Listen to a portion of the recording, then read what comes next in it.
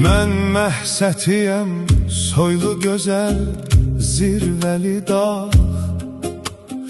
Övmüş məni Hindu, Çin, Xorasan və İraq. Ey Gəncəli oğlan, bizə gəl puri xətib.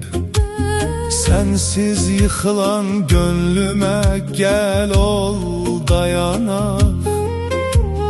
Sensiz yıkılan gönlüme gel ol dayanak.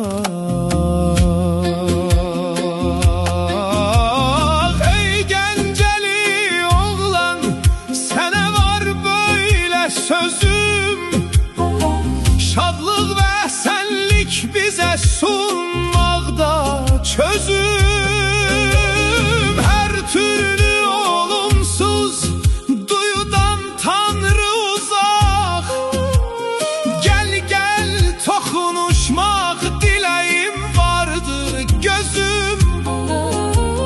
Gel gel tokunuşmak dileğim vardı gözüm.